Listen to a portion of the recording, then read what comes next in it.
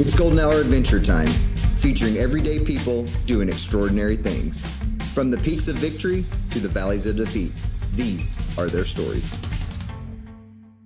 Now, from the back of the pack, your hosts, Justin and Robbie. Look at that. Switch it up. Right. Let's move it around. It's recording now. Oh, it is recording. Hey, look at that. Yep. Welcome to the podcast. Yeah. Hey, no problem. If it doesn't start out with technical difficulties, is it really a podcast? Yeah, no, Robbie, I think we've hit every technical thing in the first 8 episodes that we've done. I think this is like episode 120 or something like that, and we're still hitting technical deals, so good luck to you. Yeah. Well, Steve, welcome to the podcast. We're already recording, so let's just go. Sounds good to me. we don't edit anything out of our podcast, so all of that's going to be in there too. So there we go. So I will try not to curse anybody out then. No, you're good. This I put the little E on it every time, so you're fine to say what you want to do. Steve Epifano just came off of a race this morning. He told us before we hit record. Yeah. Talk to us a little bit about that race. Yeah, we had it's like a Christmas tradition for me now. I do, because I come back from the West Coast to the East Coast, because that's where I'm originally from, like right outside of Philadelphia. And they have it's called the Frosty Looper, put on by Endless Endurance. And it's just an 8-hour race going around a park and a river. It's like a 3.5 mile loop, something like that. Is it trails or is it road? Or is it like road. Bike path? All roads, so it's asphalt. So you gotta love those. Yeah, it was rough on the quads today. So, but yeah, did 8 hours, and how many loops you can do in 8 hours. So nice. I'm a little hoarse because I had some stomach stuff, but took a Pepto, so I was good with that. And then, so I probably don't have as much electrolytes in me as I should.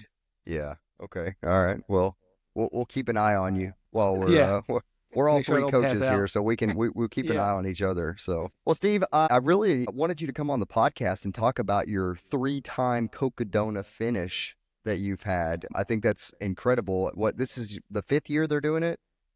Yeah, is this the 6th year? This is the 5th year they're doing it? I think they started in 2021, I think. Okay. Yeah. Or 2020, maybe. No, because I don't know if they added 2020. Yeah, probably not. So they had 4. Yeah, so it's the 5th year. Yeah, because there's a bunch of people in the 1,000-mile club, which is they've done it 4 times. And I'm assuming you're signed up for the 4th go at it. I'm actually didn't even make it on the wait list yet. What? So I'm hoping that they see my movie that's coming out and they'll let me come. They'll just be like, "Hey, come on in," because we were they put it on, they opened up registration halfway through the race, and for those races I'm like a mid to backpack, so. I got finished and it was already halfway full. And then we were driving home and my wife's like, I was like, should we sign up? And my wife's like, could we just get home? And I was like, okay, I understand. So, and then it was I credit all to them because they do a great job of marketing it. And it's like a huge live stream. And so I didn't get in. And I was like, you know what? I'm not even going to get on the wait list. Whatever. I'll figure out. I'd like to do it a 4th time to get 1,000 miles in it, but I've had some other stuff going on, so I'm all right with pausing this year. But I'll have some severe FOMO when May comes around for sure. Robbie and I talk about it every year. We're like, man, this next year is our year, and then it comes up, and we're like, no, we're not running it. Yeah. but we do completely immerse ourselves into the live stream the entire time that race is going on. They do an incredible job of live streaming it. They don't just show you the front packers. They show you the mid, the back. They show you everybody suffering. It's a 24-hour coverage through the whole 120 some odd hours that they run it. Yeah, so, you can just hop on and at any time. And I mean, if you wanted to start at 5 a.m. on Monday and just go all the way through, you could. You could run your own ultra. I'm pretty sure that's what we watching do. It. Yeah. From the time I get up to the time I go to bed. We do go to work in there somewhere, and then we do run as well. But I think we have that live stream on while we're running. So yeah. So my brother is a teacher, and he said he had his kids watching it and everything like that too. That's too funny. That's too funny. It's great. Well, what was the drive to originally sign up for it? Because I peeked up through your ultra sign up, and you hadn't run a 200. Up until then, unless it's not on ultra sign up, but no, I haven't. I didn't run. It was I didn't run a 200 before that. I barely ran 100 before that. Like my only 100 was the Jackpot Ultra 24-hour, and that's not even trail. That's all asphalt. Yeah. Another like 3.1 mile loop, just how many times you could do it. That's very interesting that you go from a flat road 100-miler to a not flat 250 miler. It's like, what made you, I know I already asked you this, but like now it's even more anticipation of like, what made you want to sign up for Cocodona? I think it was just, seeing what I could do. And I like proving people wrong. Originally, my surgeons, because I have a bicuspid aortic valve and aortic aneurysm. So my surgeons told me originally back in, I would say, 2017, they said I would never run more than 13 miles, that I shouldn't run more than 13 miles. So I just took it slow and easy, and they kept clearing me. They cleared me for...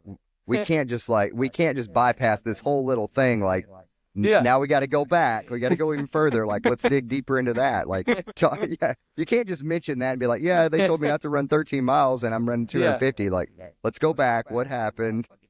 So I was, it was a little bit before I was getting married. So it was probably now I'm in trouble if I don't remember. 2007. So I was having some chest pains, but it was unrelated to the aortic aneurysm and the bicuspid valve. And then, so I just kind of let it go. And then after my son was born in 2014, my wife was like, why don't you go get checked out? Because you have a son now, so you need to be around. So this time I went to a cardiologist and they referred me to a surgeon. They did an echo and found that I have a bicuspid aortic valve. And so that's where your valve is. There's usually 3 leaflets in your aorta in your heart, and I have 2. So with that, that's not a big deal in and of itself. There's some regurgitation and stuff where the blood flows back in, but mine's not too bad with that. But along with that comes an aneurysm sometimes, and that's what I had. And usually with both the cuspid valve and the aorta, the area for surgery, I believe, is 4.5 centimeters or 45 millimeters.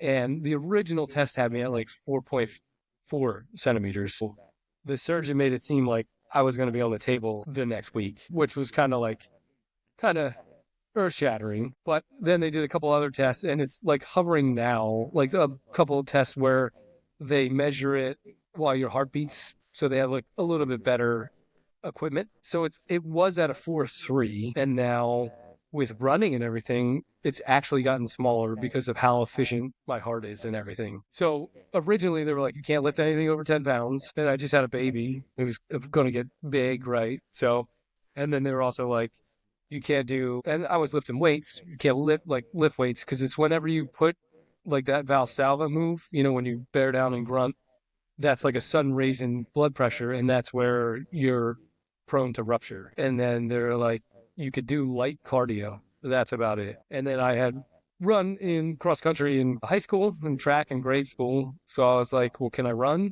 Yeah, but you're probably not going to run anything over 13 miles.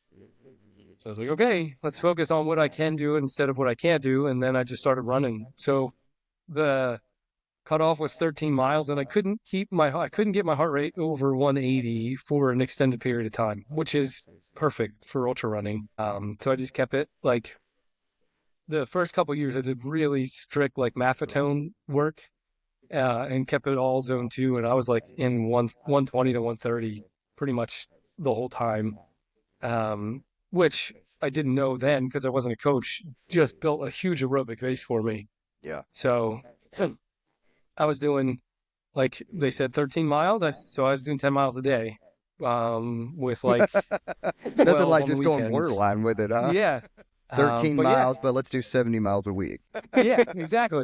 And then that's what a lot of people haven't seen, that I've been building this inadvertently aerobic base from 2017.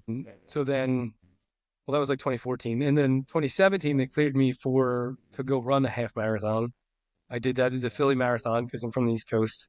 And then the next year in 2018, they cleared me to do a marathon. So I was like, okay, I'm going to do a marathon then. And then you're moved. Say less. Yeah, exactly. And I just kept it easy. I wasn't going for any time or anything like that. I just took my time. It hurt hurt a lot because I didn't know what I know now. And then I just kept building up. And then in the meantime, I moved from Jersey to California in 2019. And then I did like the Long Beach Marathon. And then I found like a local 50K, and I was like, what the heck is this? So they just cleared me for it. And I was like, okay, well, now I'm going to do a 50K. And I just ran it like a marathon. I had no idea what I was doing at all. And it was on asphalt. Again, it was just a 10K out and back, which was brutal. Oh my gosh. And then when we were there, like picking up the bib the day before, it was like dark, and there were all these people running with lighted vests and everything. And I asked my wife, I was like, what are they doing? She's like, there is a 24-hour race that's going on with the whole 50K and everything. And I was like, why would anybody ever run for 24 hours? That sounds like the dumbest thing ever. And then I think it was like a year later, I was running the Jackpot Ultra 24 hours. I got to know, like, how did you get cleared for a 100-miler and a 250-miler?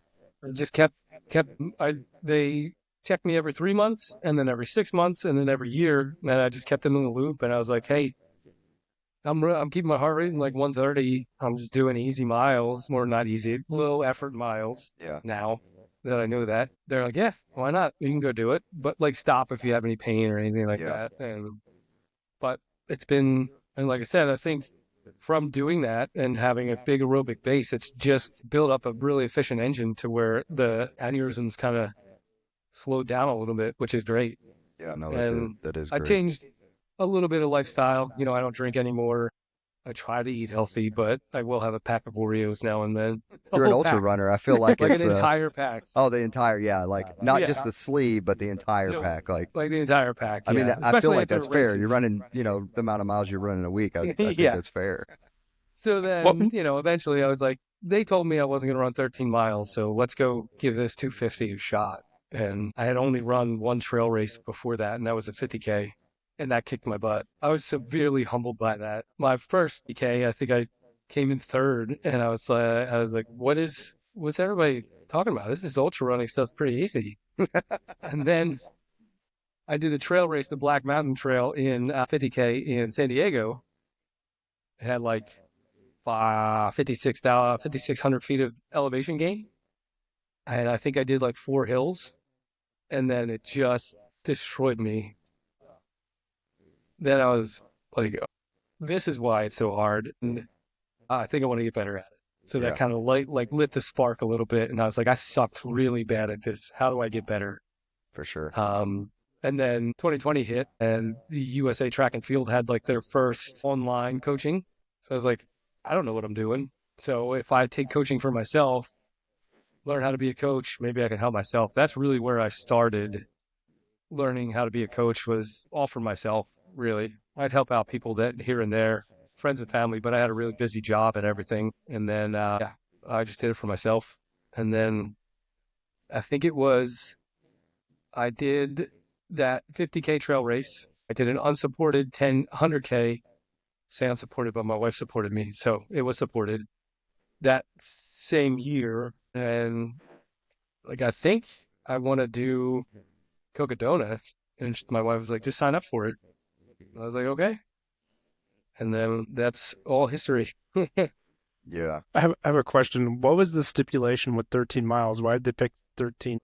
Honestly, I really don't think that they really know this issue with high endurance athletes either. So they were just playing it safe, really. Like the same thing. Arnold Schwarzenegger had the aneurysm, and he had it replaced, I think, after he was governor. And I think it was Dennis Quaid or somebody had the same thing, or it was Bill Pullman. Bill Pullman had the same thing, and he died during surgery when they were doing it. That's what happened with him. I think he aspirated or something like that. But it's hereditary, so we had our kids checked out. We don't know who has it in my family. Everybody got checked out, and it's only me, luckily. But if I didn't have it, I don't think I would be an ultra runner, which is really weird. Yeah, that is kind of a funny... It's not funny, but it's kind of funny the way that you became an ultra runner. It's a little bit different than, normal people. Not normal people, but you're not normal, so. And then I just fell in love with trail running, so I was like, let's keep doing it. Let's do it again. Yeah. Do you live in an area where you can train on trails that kind of mimic what what Cocodona represents? They don't mimic like the terrain in terms of rockiness and everything, but I can get. So I try to do as much vert as possible when I'm training for stuff like that. I think leading up to the first one, like I learned every time I went, and my last training block was the best I've had. My time has not improved at all, which is really weird. But how I felt during the race has drastically improved. The first 2 years, I felt like I was kind of surviving. And this year, I felt like I was kind of thriving. I had my lows, obviously, but I felt like I was thriving a little bit more. But yeah, during those blocks, I could get out like 5 minutes from my house and hit 3,000 feet of vert in like 11 miles. So I would just do that every day before work. Nice. Yeah. What is now are you coached or do you self-coach? I remember you talked about I self-coach. Okay, all right. I probably should have a coach, but I'm stubborn and I always say do as I say, not as I do. I do understand that for sure. Tell my athletes, do not look at my Strava. Don't look at it at all. I should just make it private. That's funny. What is a training block leading up to Cocodona for somebody who maybe has an eye on doing Cocodona or they're actually in the race this year? If they haven't started training yet, I'm thinking they're a little behind now. But what is a training block for a big 250 look like for someone who hasn't done a big effort or hasn't done a lot of hundreds and the appetite of doing a 250 with a big cutoff, and having the luxury of having the big aid stations like Cocodona does. I feel like that is a race that you can kind of jump into without having a lot of 100-mile experience. And you're one to show for that as well. But what will lead us into maybe like the first year, like what your training block looked like, and then what you learned from that first year going forward in 2 and 3. Yeah, the first year I think I was probably only doing. I think I started a little bit late. I was probably 5 months in, 5 months out from it. So like around now, I probably started training for it. I used the Jackpot Ultra as always like a build up to it. But I wasn't doing nearly as much vert as I should have. I probably was only doing 7,000 a week, maybe.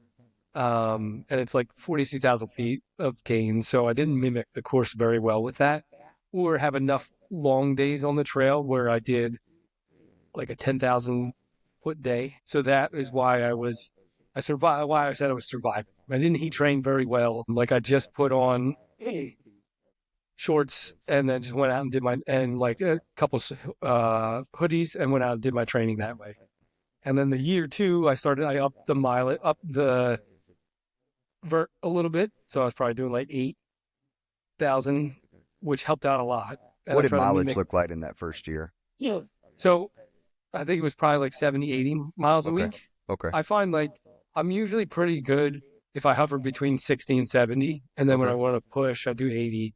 I threw in a couple 100-mile weeks too, but then I adjusted that my third round into it. And then this last training block I started like 9 months out and I was doing like 15,000 a week in terms of elevation because I like climbing. I don't have to run fast when I climb, so I really enjoy climbing.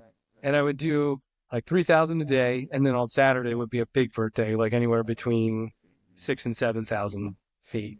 And then I threw in a couple Mount Wilson summits, it's like an hour away. But that terrain kind of mimicked Cocodona a little bit. And what is the elevation on Mount Wilson? It was like 7.5 miles, and you got 5,000 feet. Wow. So it was good. And I would train with my full pack every day, just whatever I was going to wear at Cocodona in terms of my pack. I had that on every time I touched any trail. Yeah. And then the same thing when I did Mount Wilson. And then one week, I did a double of Mount Wilson. So I did like a 50K, ended up being a 50K and about 10,000 feet climbing, which was perfect kind of conditions for training for that. And then in addition to that, I started heat training a little bit better. So I'd go do my run and then come home, have a huge breakfast, like a big breakfast, eggs, avocado toast, very California, and then even a protein shake. And then I'd go sit in the sauna Good. for 35 to 40 minutes to train my gut how to the first like week really sucked because I just have one of those zip up saunas from Amazon, and it got to like 140, 135, 140, which was enough to make us really sweat. And it just trained my gut how to handle the heat while being full. So that helped out a lot. Because that was probably my biggest downfall, was just I didn't eat as much as I should have the first and second times, just because it's so hot. And you're like, I don't feel like eating at all. Yeah. It's funny you mentioned the pack discussion well, not the discussion, but it's funny that you mentioned the pack, and I see that discussion a lot about how people don't train with the heavy pack, and when they gets to race day, it's, their pack weighs 15, 20 pounds, and they're like, I'm dying. Well, you didn't train with a 15 or 20 pound pack, and now you're having to carry 20 to 30 miles worth of nutrition and water and all this other stuff. Your other gear. So that's cool that you actually thought of doing that. Did that come the first year, or was that something that you learned the hard way in the first one? That came from the first year, but then I realized I wasn't running with as much as I should have in there. So the first year I realized, like they say, 4 liters at a minimum for the first 36 miles, because there's only a couple water stops, and like one stop, you can only get 1 liter of water. So it's really rough in that first 36 miles, and it's the hottest part of the day. So for me, I went heavy, and I always run with a heavy pack because my wife's a backpacker and thru hiker. So I'm prepared to the gills with anything I need.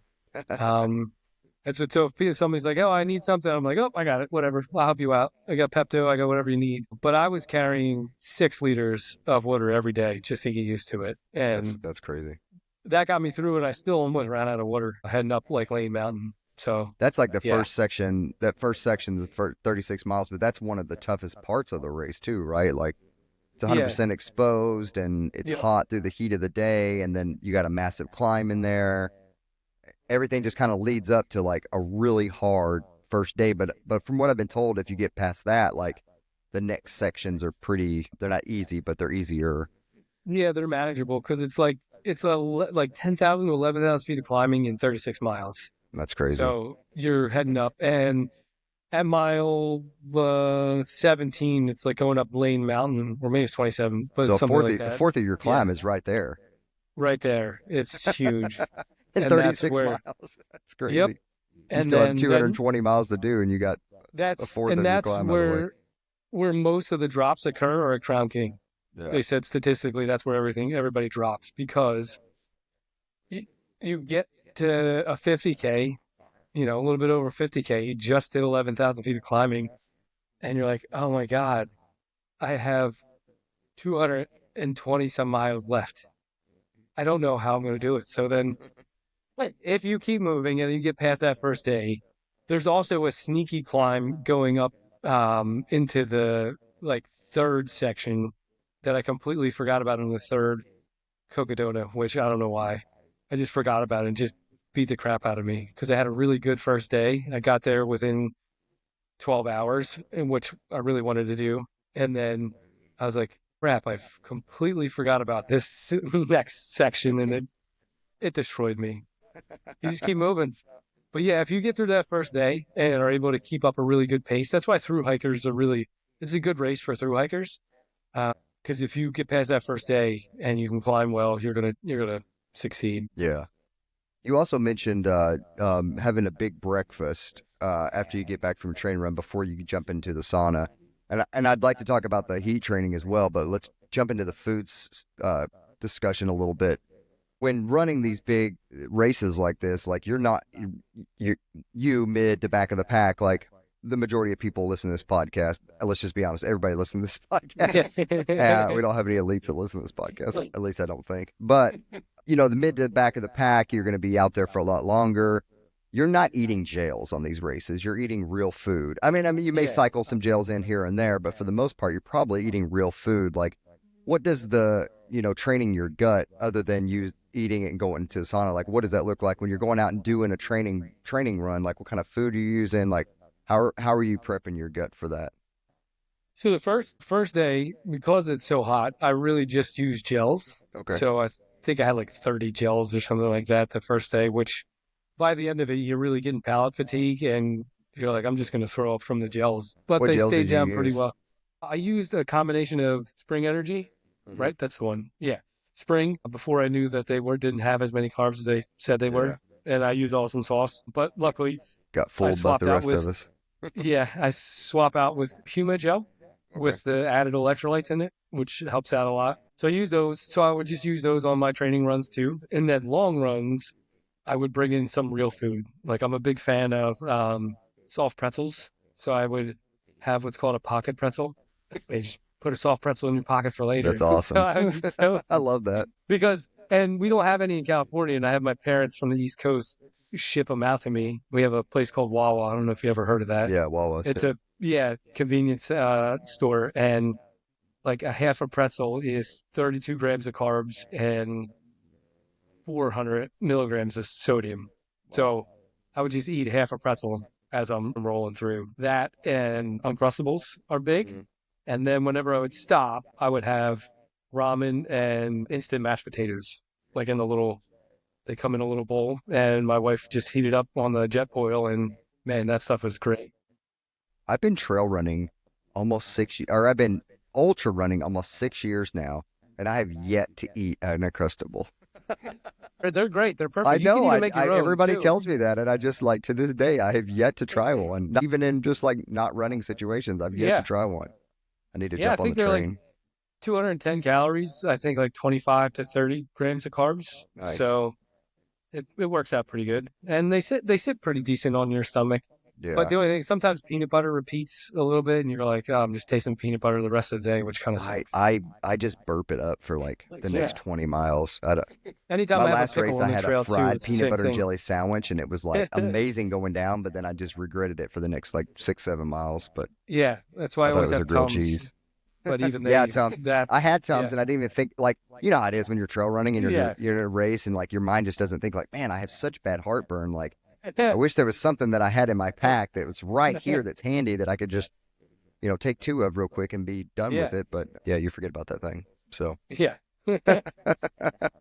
Do you run any like liquid nutrition, like cluster dextrin or maltodextrose or anything like that? I use Tailwind. Okay.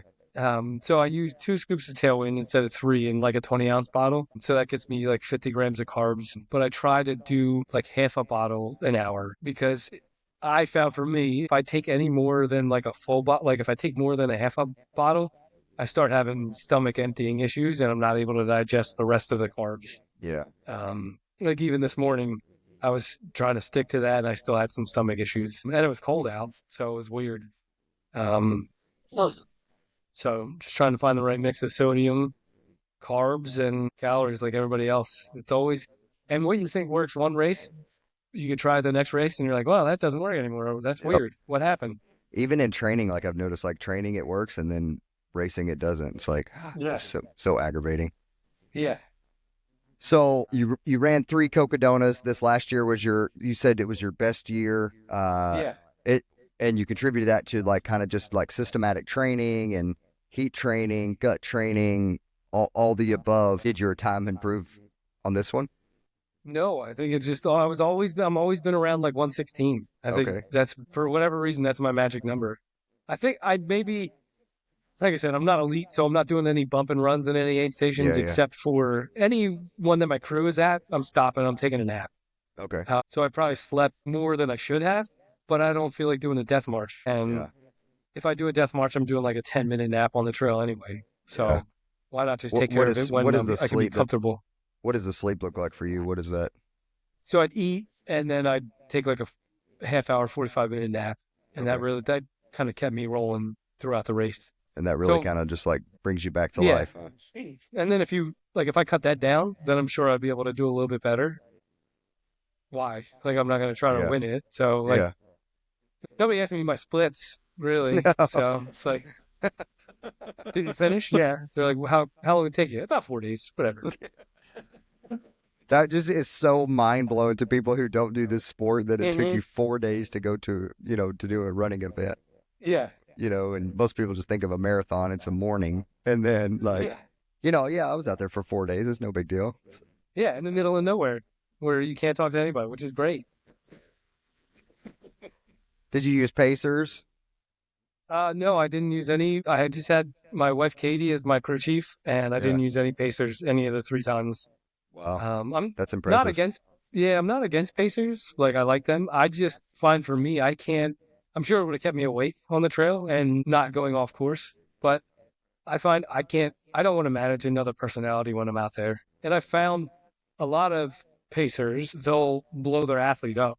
Like, even out there, like I saw a couple pacers where they're forcing their people to run super fast. And I'm like, you got to tell them as the athlete, like, this is what I want. Like, I'm going to stick to this pace. Like, don't let me fall behind this pace, but I'm not going to run 8-minute miles unless we're behind a cutoff or something like that. Yeah, no, that's great to bring up, because a lot of times people will get pacers that aren't familiar with the distance or aren't familiar like with how to pace, never paced before, and they're jumping into an event where their runner isn't familiar with the race as well. And so maybe they're pushing too hard or not pushing hard enough. They don't know how to like look for signs of, hey, maybe this person needs some caffeine, this person needs X, Y, and Z, whatever it may be. Like, pacing is a job. It's not just out on a group run with your friend. Like having a fun. Yeah. Yeah, it's an actual job. And I think a lot of people mistake it for a group run or having a, just going out for a fun jog. And so, yeah, that's interesting that you bring that up, because I use pacers on pretty much every one of my runs. And, I've run not quite a few, but I've run a few hundred. So I know what to look for myself, but I like having pacers because I just like the company and I'm an extrovert. So I thrive off of other people's energy. And so it helps me out. But I have seen it at races where the pacer's like, okay, let's blow through this. And I myself have done that, trying to keep people on time to make sure that they're not, missing the cutoffs and that type it's of different stuff, if you're gunning for a cutoff, for sure. Like for my athletes, I'll have, before they have a big race, and if they have pacers, I'll have a meeting with all of their pacers and their crew. And I'll say, that's a good idea. Have you identified a crew chief? If they say no, we're voting. Who's the crew chief? Because that's the person that's going to tell everybody else what to do. And who are the pacers? And then we go through like the cutoffs and the minimum pace required to hit all those cutoffs, just so everybody's on the same page. Yeah, because most athletes won't do that before a race. I find it helps out a lot. Yeah, they don't think about things like that. And having a crew chief is, if you have multiple people that are out there, having somebody who's 100% in charge, that is very important. Yeah, for sure. Because like what they say goes. Yeah, 100%. Yeah. Well, Robbie, you got anything on Cocodona? I wanted to hear about the sea training in the sauna, because I've seen those things seen those little tents on Amazon, and I've almost pulled the trigger multiple times, but sometimes it's like, do they really work? But it sounds like you said it gets to 140 degrees, and that's enough for most of us. Yeah, it's plenty. I mean, like, it's not 220 like I see some people, which is crazy. But if you sit in there for 30 to 45 minutes, you get a really good sweat going. And I found to train my gut really well. It just looked like a small closet, or like a small thing where you just hang like a couple pair of pants and stuff, and had some windows, and I would sit in there and watch some TV while I was sweating my ass off. What kind of heaters is in there? I don't do the steam one, because I find that like doesn't let you sweat as much, because it kind of speeds up on you. They had the 3 metal plates. They said it's infrared. I don't know if it is or not. I'm sure it doesn't give you all the health properties as infrared, but it sure does get hot in there. So it helped out a lot. And then it also, from what I've read, I love cold plunge. I don't do it myself, but if people love cold plunges, I'm okay with that. But I've read there's studies that show that if you do a high endurance training block, or if you do like a high weightlifting block and then go immediately into the cold plunge, it slows down the adaptation, because you're immediately constricting all the blood vessels, while a sauna increases it because it's dilating it, and it's almost like you've increased your run by like another 45 minutes, because my heart rate probably gets up to 100, 110, which is perfect. Yeah, I mean, there's plenty of research on saunas. There's some stuff on cold plunges coming out, but I used to sit in the sauna all the time, and luckily it was in a gym and, I'd get above 200 degrees. Yeah. I would do a really hard treadmill workout. Then I would go sit in there and my heart rate would stay right around 150. Yeah. Then, if it started to drop down, I'd do squats or push-ups in there to get it back up there. And the benefits that I got from that cardiovascular wise, besides the heat part of it, I wish I could have wrote down all the stuff where it, kind of got me to. Yeah. Just cardiovascular wise when I first started running, because, when we do get hot out on the course or training ground, whatever, that can be a limiting factor to a lot of us. But if you go in there and sit in there and train, and if you do something else, like, you're digesting food, I would keep my heart rate up. It's that mental part that we all know about ultra running, and it really helps with that mental part where when it gets hot and you're like, oh, I can just keep going. This sucks, but yeah, how many hours did I spend in the sauna? Yeah. At 200 degrees or whatever. Yeah. I mean, it also doubles your sweat volume, just being properly heat trained, doubles your blood volume, gives you increased hematocrit. So you're doing really good work while you're in there too. And if you, I would do it every day, but if you want to do proper heat training, you can do it 2 weeks out. It takes 2 weeks of just sitting in the sauna, raising your core temperature to around there, and you can be heat trained. And it's the same thing as elevation training too. So if you're at a lack of elevation in terms of being at elevation, because it's the same adaptation. So if you're going to a race that's going to be at elevation and you can't get there early, you might as well just sit in the sauna, because it's the same adaptation. Another benefit too is, sodium loss. I was able to measure my sodium loss, not, scientifically, but I could sit in there and, once I stood up and I got lightheaded, I'm like, I better go get some salt back in me after I get out of here. Sodium. Yeah. That really helped me, depending where you're living and all that stuff for these races, like Justin being in Alaska. I mean, you can get up to sweating, but you don't want to do that because the other shit that could happen with sweating and being out there in negative temperatures. But kind of just be able to sit there and see what your sweat rate feels like and where it's at. Why you can't control it also is another big benefit, I think, for heat training in the sauna. Yeah. And like you said, it's great mental training too. I have 15 minutes left in here, but in a race, you're going to be anything up to 8 hours out in the sun. So it's 3 days. Used to it. Yeah. And I love Cocodona 250 so much on this last one, because it is a race that changed my life for sure. Because after the first one, I did feel like nobody, because I was being real stressed at work, and I wouldn't say anxiety, but just going through it. And my boss was kind of a jerk. After I finished the first one, I was like, you know what? Nobody can do to me what I've already done to myself by putting myself through this. So I was like, screw this guy. Eventually I quit. And that's kind of where I am now. I just full-time coaching now. So yeah, I jumped out of corporate America particularly because of the boss. So now you've done 3 Cocodonas. Mm-hmm. What did you learn about yourself? You just kind of talked about the first one. Yeah. What did you learn about yourself on the second and the third one? That even, if it's hard, doing hard things is, and a couple of people have said it too, voluntarily doing hard things preps you for when involuntary hard things happen. Like I said, it really helped me just say, hey, okay, I don't have to put up with this anymore. I'm going to take a big leap and start my own coaching business. And that's what I did. I was like, I can do Cocodona. Why can't I coach full time?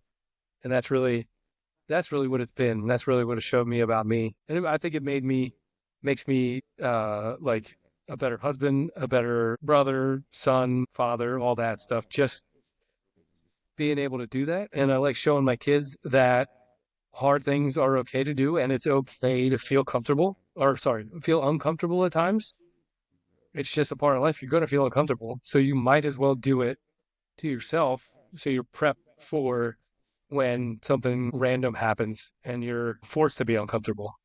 Yeah. I think my son was doing homework one time or whatever, and he's like, man, this is too hard. I'm not going to do it. And then I just looked at him and he goes, I'm talking to the wrong guy. So he's like, he just went back to doing his homework, which is great. I think you had a little slip there, and it got me. It got me. Because you said comfortable.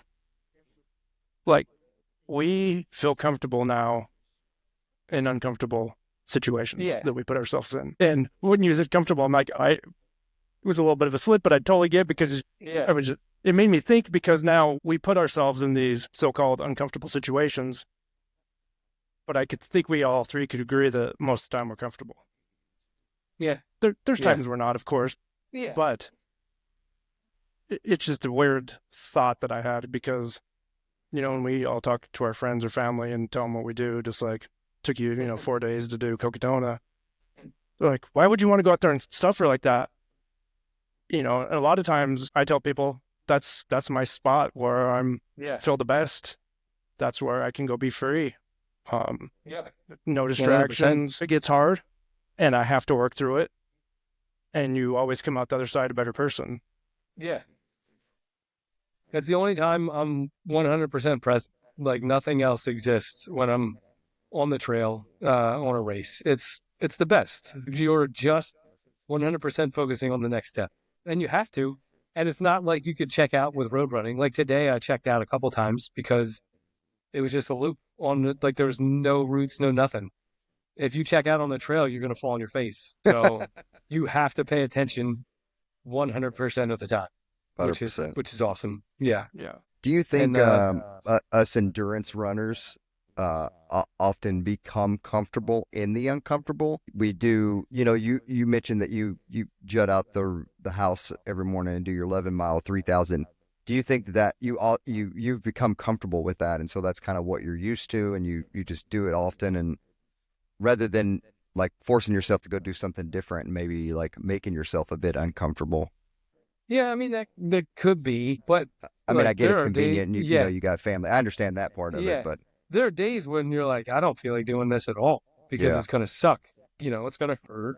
Even with training, it hurts. You're like, do I really want to go spend 2.5 hours out on the trail before work at 4 o'clock in the morning and, in the dark and coyotes running around? But I love coyotes anyway. But like, do you want to do that? Like, that's the part that's uncomfortable is not when you're out there doing it, because that could be you're comfortable and uncomfortable. But the spot where it's hard is just getting out the door. I tell my people are like, well, don't you like to sleep? I'm like, man, I love sleep. I could sleep for 12 hours, have breakfast, and go back to sleep. I love sleep so much. Yeah. But for me, that's the only time I can go do it. So I got to get up early and go do it.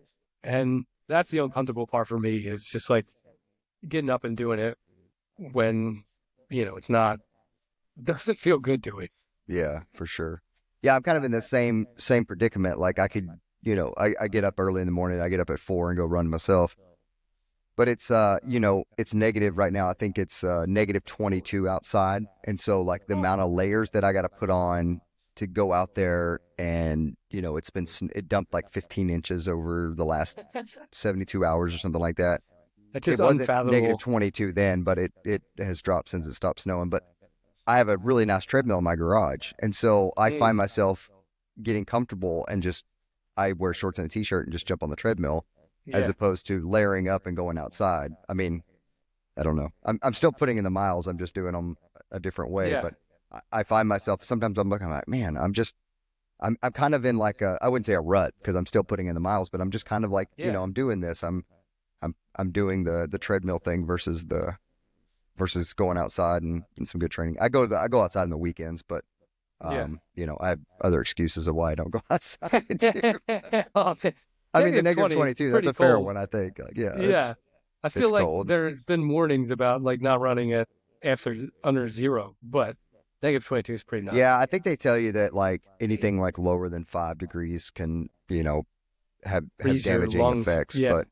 But, if that were really the case, like would they hold Arrowhead 135? That's true too. Yeah. Would they have all these winter races that are up here? Like, am I going to go out and tell, White Mountain? Yeah, the White Mountain Crew and like all the hundreds of thousands of people here in the northern state and everybody in Canada that they can't, go out and do stuff that they enjoy. It's like, come on. I mean, I guess the evidence is there, the scientific evidence is there, but I see people all the time out doing crazy stuff, Oh, yeah. So you live in these environments, you learn to adapt. Yeah, that nobody pays attention to. Yeah, exactly. Well, I want to shift gears a little bit. You talked about your trail running documentary. I'm assuming, and I know a little bit about it because we've talked about it in the past, and I do believe it is about Cocodona because you might have just mentioned that. I forget. But what drove you to do a documentary? And it's about Cocodona, I'm assuming, but there's got to be some inner workings of other things in there. Sell your documentary. It's called a Cocodona story. Nice. And that was just because they said, I didn't see it at all. I finally just watched it on yesterday. And so I have notes to give, but that's about it. But it's coming out on the 27th. We're having a premiere on December 27th here in Jersey. And then in California, we'll have another one in January, February. And I'm not releasing it wide yet in terms of Amazon or Netflix. Well, one Netflix hasn't called. So, if you just let me know. But Amazon's pretty easy to put it up on. But I want to get it into a couple film festivals that are out here, if they'd have me. And they don't really take it if you've already released it on Amazon and stuff. But one, I really wanted to showcase the race because it's an amazing race. I love the terrain. It's just such varied terrain. I mean, you're going from desert to pine trees, back down the desert. You're going through these giant rocks and the granite dells. Sedona is absolutely beautiful, except I've never seen it in the day, so I don't really know how beautiful it is. I've just heard things. And then, Eldon is amazing. Just the different towns and the different history is really cool. Yeah. So that was one I wanted to do. And then the other one was we're using the Cocodona 250 as a backdrop for my health condition that says, anybody can do it. A firm believer that if you put the training in, we'll say most people can do it. But it's just if I can inspire one or two people to do hard things, that's kind of what I really wanted to do. And then also taking the jump, using Cocodona as taking the jump from going from corporate America to something that I'm really passionate about in helping people with coaching. Because while I'm a certified ultra running coach and a certified running coach and a USCA certified sports endurance nutrition coach. And I did all those for me in the beginning, like I said, just to get better out of myself. And I wouldn't charge anybody if I was doing it because I was working 60 hours a week and I didn't really have time. But now, I wanted to go all in. I don't have a backup plan. I'm just seeing my savings kind of dwindle a little bit. But I was like, hey, why not pay for a movie at the, out of my savings, out of pocket? So, so those three things, showcasing the race, moving from corporate America to coaching full time, and then the health condition with Cocodona as the backdrop. And really just how Katie, my wife, the crew chief, really, she's the best. I mean, there's nothing I could say more about it. I know we had a discussion on my podcast about who has the better crew chief. But we'll agree to disagree on it. Yeah. Mine hasn't let me drain my savings account yet, so I think you might have me beat on that one. Yeah. I was like, Kate, I'm going to quit. And she was 100%. She's like, I was waiting for you to say it. Yeah. So I was like, well, coaching doesn't pay as much as being a COO. We'll figure it out. Yeah. And so we're in the figure it out phase. But that's really, and from what I saw of it, or I saw the whole thing yesterday, they did a really phenomenal job. Like I said, I paid a lot out of pocket for it. It's all shot HD. I had two cameramen kind of follow me around. It was a funny story. When I finished on the live stream, somebody sent it to me after, and they were like, listen to the live stream. Because I'm one of the last people to come across. I'm in 116 hours. The race is over 125. And I had two cameramen follow me. And on the live stream, they were saying, who is this guy? Why does he have a camera crew? Who is, somebody find out who this guy is. And then the producer runs in. They're like, it's Steve Epifano from San Clemente. Apparently he's a running coach and he's just making a documentary. I was like, that's awesome. Now hopefully they know me. And he was like, well, he did run the race 3 times too. He's a 3-time finisher. So that was pretty cool. But yeah, it changed my life. So I was like, why not showcase it a little bit? I don't Probably not going to make a dime off of it, which is fine. I mean, who else can say they just did a movie? I just said one day, I was like, I think I'm going to make a documentary. My wife's like, all right, I dare you. So I just started putting, just like ultra running, I was like, I just start putting wheels in motion. I asked a couple people, hey, do you know videographers or production companies? And I interviewed 3, and I went with Sackfly Productions, and they did a phenomenal job. There's really cool drone shots and really cool. Like, who wants to see me? Most of the scenery is much better than my face on camera for sure. That's awesome. Now, I know you said that you're not going to release it to like Amazon or anything. Is it going to be able to be able to purchase rights to it in the beginning, or are you still going to kind of keep it close hold until you can submit it to the? Yeah, so I'll look at some of the rules, but I think I can put it on like my website and just have people download it. Yeah, okay. And then dude, charge for it, man. I bought tons of documentaries. They're $3 to $5, $10, whatever you want to charge. But like, that's all I'm going to put on. Yeah, that'd be great. Definitely charge for that guy. Yeah, so I'm sitting here telling you what to do. Dude, charge it. It's all right. You're like, I'll just put it on there. People can download it. I'm like, dude, heck no. Like, freaking make money on that thing. Like, download it with a charge. And so I'm charging people like $15 a ticket to come watch it in person for the 2 releases, which really just covers the rental of the hall. Yep. I mean, we're doing it really fancy. It's a VFW hall here in South Jersey. So, I mean, it'll probably be the same thing in California because, as you can tell, I'm a super fancy man. So, well, you got a fancy beard, so I don't know. I try to do all glitz and glamour. Maybe I'll put some glitter in my beard with the premiere. There you go. Some unicorn snot. Some unicorn snot. Yeah, we learned what that was. Mm-hmm. Oh man, I don't. All think right, Steve, I got some quick fire questions for you here. Favorite shoes? Ultra Olympus 6. That's kind of what I'm rocking now. Yeah, here we go. Favorite pack? I switch between Nathan. They have like a 4-liter pack that I'm wearing, I think it is. And then the Ultra Aspire, the one I use for Cocodona, is like their 35-liter pack. It's gigantic. But I love it because it has a waist belt, and that kind of stops the pressure on my shoulders. Nice. What is your go-to nutrition? Go-to nutrition would be Humid Gel right now at this point, and Tailwind. Nice. Favorite race? There gotta be, come on, Cocodona 250. That was a stupid question. What are you currently training for? Right now, I'm training for a Last Man Standing in February, and then a 100-miler in March. Gotcha. What 100-miler? It's a Blackbeard Revenge in North Carolina. Cool. It goes from like the Corolla Lighthouse to the Hatteras Lighthouse, and I'm also training my 65-year-old father to do it. So he's excited. That's fun. All right, last one. This is the one that's going to stump you. If you could pick a character from a fictional TV or movie that emulates your life, what would it be? Emulates my life or my ultra running style? However you want to.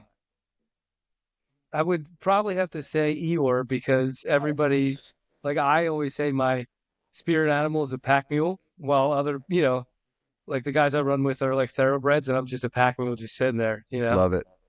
Yeah. Love it. Well, Steve, if people want to hire you to be a coach, if people want to follow you on social media, if they want to get on your website, where can they find you? So it's SoCal Runner with underscores under SoCal and Runner, and then it's SoCalRunnerCoaching.com. Awesome. And that's just all one word. Awesome. Well, if you love Steve's podcast, or I'm sorry, also he has a podcast I forgot to mention. Too. Yeah. What's your podcast? Sorry. It's Blueprint to Ultra, and I host that with Jeff Winchester. I had it written down on my notes, and I completely just threw it over. So, episodes release every other Friday. Awesome. Yep. Check out episode 3 if you want to listen to yours truly blab on for an hour. Absolutely. Well, if you love Steve's episode and you want to push this out to more people, please leave us a review. Leave us a comment on the Instagram post. Go check out Steve. Hire him to be your coach. Check out his podcast, Blueprint to Ultra. And then we're looking forward to seeing his documentary. We will see you on the trails.